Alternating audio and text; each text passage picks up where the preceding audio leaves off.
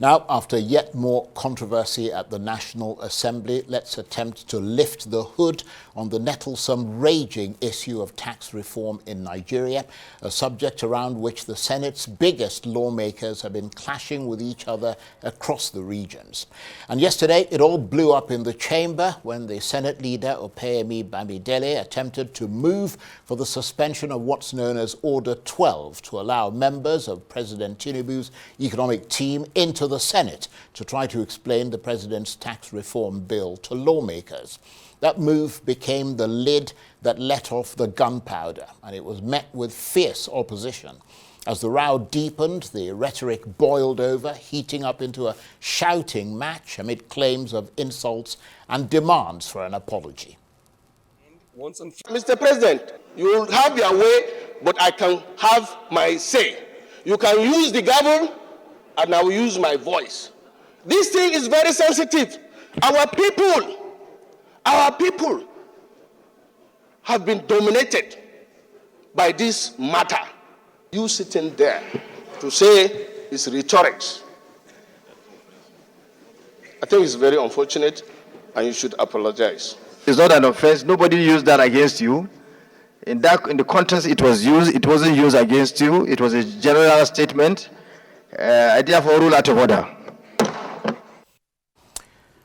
And that was a little snippet, what happened there at the National Assembly just a few hours ago, indeed. So what is it about this tax reform bill that seems to generate such radioactive kryptonite amongst lawmakers, particularly those from the north, leaving them feeling vulnerable and threatened? Well, one of the lawmakers that you saw there in that video who got himself immersed in that Senate chamber conflict is Senator Ali Ndume, and Senator Ndume joins me now in the studio. How nice to see you again. Nice to see you again, Charles. Well, I mean, you've got a great smile on your face. You don't look like a guy who just had a brush with some of your lot. I do that anytime I speak out my mind. Yeah, and you certainly have a reputation for speaking your mind. And let me add again, I'm here because of you. Well, I am very, very indebted to you. I'm not for coming over. I really am.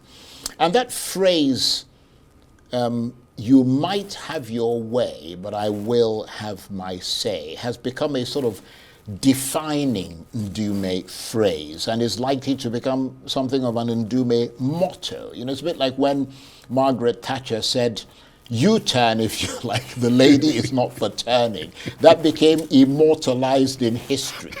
And I suspect that this one will, but you didn't think of it as something so seminal when you used that phrase. No. It was just impulsive. Yeah, not only impulsive. You see, Charles, you know me for for a very long time. A very long time. I speak my mind. Indeed. I speak from my heart, not from my mouth. That is true. Most of the time, even yesterday, I promised myself that I was not going to say anything. Suddenly, they brought people from the presidency that I charged with this reform. So I had to say something. And in the process, this unfortunate incident happened. And I felt bad, not for myself as a person, but for the institution that we call Senate. You can't do a senator like that. It might be Ndume today, it will not be Ndume permanently, but the Senate will be there as long as the Constitution. But I mean, what was it that set you off at that Senate session? Because I mean, you really looked angry and offended. Yeah, I was very, very angry, especially when Jibrin Barrow used some, that's the deputy speaker. Yes, abusive. Right. And when I complained and demanded apology, he felt arrogant because he was holding a gavel and he ruled me out of order. So now the next step is for me to leave him with God, and that will be more. Right. But I mean, beyond that incident, which you saw as a personal affront, I mean, you felt he was... I mean, why did you feel so affronted? Did you feel like he was your he's junior or somebody who... Because he was sitting down there as a Senate president, he is supposed to be presiding. He's supposed to be presiding. Right. He's just one among equals. And if you look at the equals, there is ranking and is being respected in the Senate. I'm by far senior than him. I'm older than him. I'm more educated than him. I'm more exposed than him. He shouldn't. And he knows that. He shouldn't have to use that statement, even though he said it's not personal. And he further worsened it by saying it's general. You can't say what the Senate yesterday were doing is rhetorics. He has insulted himself. Right. But you asked for an apology. Did you get it? He refused. But he apologized to me in private, which is not right. So, but at least you got the apology. Yeah. Right. But beyond that sort of incident, was there something about the process or the procedure at that Senate that you felt had been breached? Yeah, that is even one of the major problems. Especially, my grouse is not with the reforms. Nigeria need to be reformed, not only the tax. The government need to be reformed. The whole country? The whole country. Right. In terms of governance. In fact, in terms of our people, our people's attitude to governance need to be changed through national reorientation. So I support reforms, but the timing is important. Where it will start is more important. Because to me, the easiest and the first thing to do is to reform the government. Because government is spending too much money. I came here one time to complain about personnel and overhead cost of the government. We are not employing more. The cost of governance is increasing stupendously. If you look at that and try to save it, even by half, because so far, the spending on personnel and recurrent expenditure of 2024, which has already been expended, for a capital project, the capital site, we did not achieve up to 20%. In November, 28th, you can check that. At best, it may be 30%. That's a big misgovernance. Yeah. I have been paid all my salaries and allowances up to November. And so is the officials in government. And we constitute less than 5% of the total population. The time is out. They are going to bring another budget, which I understand is going to run into about 40, 50 trillion. Yet, we have not achieved up to 30% execution of the 2024 budget. The 2023 budget is still running. That is supposed to be the area that we need to fulfill. I agree. And a lot of people would say that the National Assembly is every time is National Assembly. And guess what, Charles? We passed the budget hurriedly. Let me use that word. Hurriedly, so that the executive will be given the opportunity to execute it. But up to now. So why the hurry in passing the budget? Why the hurry in passing the reforms? Why the hurry? You mean in passing the tax reform? Yes. Why the hurry? Right. Why even jump in the process? Why don't you follow the processes? Yeah, but they would argue that they are following the process. No, they are not. Let me just put it, it's just past second reading. Yeah. It's going to committee. Yeah. And from there, it's going to go for, the public to make their input. No, it's different. You are looking at it differently, Charles. My quarrel is that yesterday, this issue was not even on the table. And it was not on supplementary order. That was my argument. You mean the president's coming to the... No, I'm not bothered with that. Okay. That is against Order 12, which Abdul Ningi raised. Right. I was not basing my point of order on that. I was saying that the order of the business says that the order of the business is what the procedure. Right. And if there's any other thing that you want to discuss, quickly you bring in supplementary order paper, which they didn't do. And that was wrong. And then you don't lump 4 bills, pass it at one time in 2 hours. Very controversial, very contentious, that have not galvanized national consensus. And already the leaders in the states have already taken a position that it is better to withdraw it, then canvass widely, and then bring an acceptable document.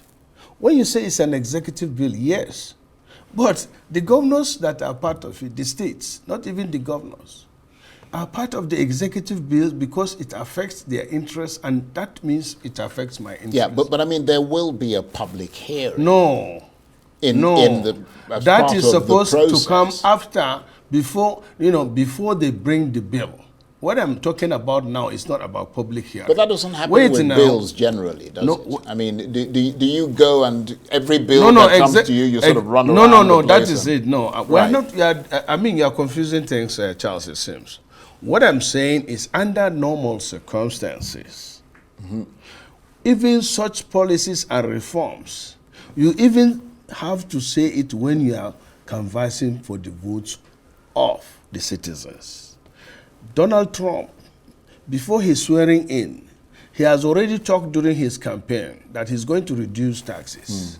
And why is he doing that? Because of inflation, which is global. And here we are, having an inflation rate more than their own. Yet we are trying to tinker. Yeah, but Mr. Tinubu said he was going to reform the country. I mean, Yes, but not- Mr. Trump might have said he's going to reduce taxes, but you don't know where he's going to make cuts and all the rest of No, it he's in order to make up for the reduction No, of taxes. he's targeting the... You see what I mean? Well, what I'm saying is that he didn't say all that. He No, he just had said it. slogans. No. He said during it. his No. I have been following it, and he said it. He But says, what I'm he said he's going to go after the big guys, the big Right. companies, and then make money, save money, from them. Like, the tax in UK. If you are a billionaire and your income is above that, you pay up to 45% tax.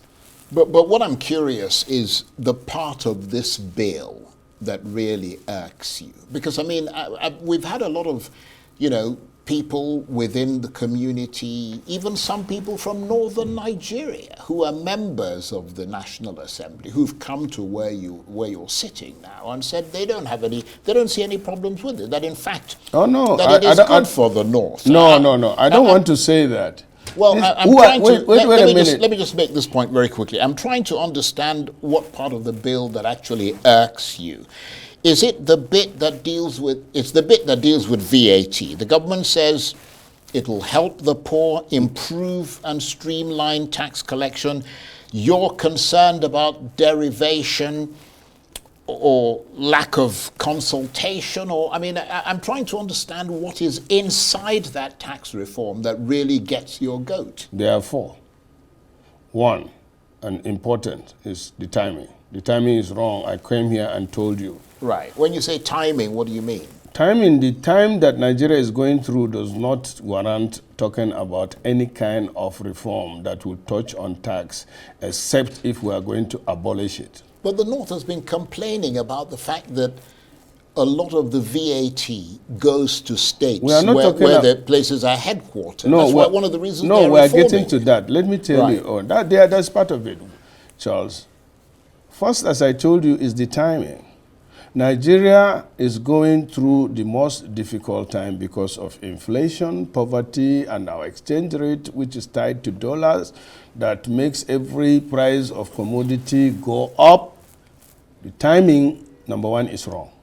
Number two, the issue of derivation, whereby a certain percent of the collection of VAT especially, or other taxes, will go 60% according to them, and then a certain ratio. That is a big problem too, because it's controversial, because it has to do with constitution. It is contradictory to what they are talking about. And even the classification is something that I read it, and they were arguing that maybe they need to come and educate me. Well, that's why they came to the National Assembly. No, it is to try and I said enlighten and inform. You see, I look like somebody that is not enlightened? Yeah, but you're raising questions which they don't think that come from what they feel is a lack of clear understanding of what they're trying to achieve. Charles, let's not go into that. I've said it on. Right, but the president has made it. Let me land. Yeah, sure, there are three ahead. problems, or four Right. with the reform. Number one is the timing. Number two is the issue of derivation. Number three is the rate of VAT that they intend to increase gradually from the current 7.5%. Ghana here, that are neighbors, are reducing their VAT, and they are trying to engage in industrial reforms instead of tax reforms. These tax reforms can come better. These guys that are in FIRs have shown determination, and they are doing well, especially this young man, Zach. He has raised the tax collection. Why don't you continue blocking the loopholes, collect more, tell Nigerians why you need to centralize it, as they are saying, bit by bit, and we'll say, go ahead, because he has shown. But that's us. what he tried to no, do. That is not it. That is not it. And you didn't want him to come in? No, I didn't. No, it's not me. Right, okay. My argument is not related to that. Even though the observation or the point of order raised by Abdul Ninge, Order 12 of our standing orders, is right. You don't just wake up and admit anybody. Those that can be admitted are clearly satisfied. And then, you know that this thing is contentious. Why do you suspend the standing orders and ask these people to come? Because you are in a hurry. Yeah, because many people are trying to be more Catholic than the Pope. It's like saying, look, I'm really thirsty. And then somebody brings water to you and you say, oh, no, I'm not ready to drink it now. No. Well, because, you're that making an argument. No, that is not it, Charles. Let me give you a better example. Let's bring the people who are in charge of the stuff, who helped design it, let them explain it to you. You should have at least listened. We are listened. But the example you use is wrong. Let me give you a better one. If you see, somebody has malaria, and the best, the quickest medicine for him is chloroquine, but he's allergic to chloroquine. I like that. He's allergic to chloroquine. Yeah, why would you insist that you give him? If you give him, he will react, and he may even die. Yeah, well, I think that's an extreme example. No, it's not. I don't think it's not quite the example. It's the example. Because you make the bill out to be, I mean, if for example, in medicine they say you've got to have second, third opinions. If a second opinion and a third opinion contradict what the first doctor has said and said, no, you're not going to be allergic to it, then there's a case to be made there. That's wrong, because who feels it knows it more. Yeah, well, I mean, to be honest, it's a real muddle. The president has made it clear that this bill is not targeted at anyone or any region, but that it's aimed at helping to develop the country, diversify its sources of income. I mean, you complain about the fact that the country is borrowing so much money to fund whatever it is it wants to do. Tax reform is a necessary thing in this country, isn't it? To diversify the way that Nigeria raises its money and make it less dependent on borrowing. Charles, I want to be speaking as a common man. If you are collecting more taxes, and this government have done well in collecting more taxes, and the custom also have done well by even superseding their target, then why borrowing? Where is the money that they have over-collected? Well, you're in charge of oversight. No, I should be asking you that. No, question. You can't ask me. Well, I mean, you're in the National Assembly. Because you are Assembly. Defending that position. No, I'm not defending it. I am simply presenting the other side. No, I don't defend anyone. Let's be honest. I'm just presenting the other side of the argument. So if we can collect more under this circumstance, and the customs can do better under this circumstance, why don't you encourage them, as I said, make sure the loopholes and leakages are blocked? Well, that's what I'm saying to you. You're a member of the Senate. Yes. Your job my colleagues in the National Assembly is oversight. No, my colleagues, I'm not in the chairman of finance. I know, but it's not you. I'm saying collectively. I mean, that's part of the remit of the National Assembly. So for you to come and be asking me that question when I'm just a lay person sitting here, you ask me, and you're a senator, you should be telling us why. You are not asking me, you are defending. No. The position. I was simply putting you see, when I'm interviewing you, as I'm sure you know. Yeah, I'm not a professional, you know better than me. we have to balance the discussion. Okay. I have to put it doesn't mean I support what the other side are saying. Then you have to clearly I've say. got to put their argument forward in order to present to the audience both sides. All I'm You see saying what I mean? is, and they can make an informed decision. yeah, what we are saying, or what I'm saying, is that the executive should concentrate on raising more revenues, blocking leakages, and not to be hurried in borrowing. I said this at one fora, that what makes me feel bad is the involvement of or dependence of IMF and World Bank on our economic policies. That further, enslaves us because it doesn't work. A treatment that you give an Oyibo man may not necessarily work with a black man. I like that. And I must be honest with you. When I saw that the World Bank is taking charge, getting involved. Well, they're not taking charge. Hmm? They're not taking charge. Are you defending the government? No, I'm not. Okay, no, but on a I'm serious looking at the clock and we're running out. Okay, of time. fine. But they said, day before yesterday, the World Bank offered to help us do our budget. I felt bad because Right. that's the work of the National Assembly. I agree. And if we need training for that, or if the executive don't know how to do it, they have to bring it before us. And I think we have more experts that can look at it. Why I say experts is because we are the people that are relating with our citizens. Well, I think you've made some very good points. And first of all, let me just say that I'm deeply grateful to you for taking the way you look at me sometimes, I wonder.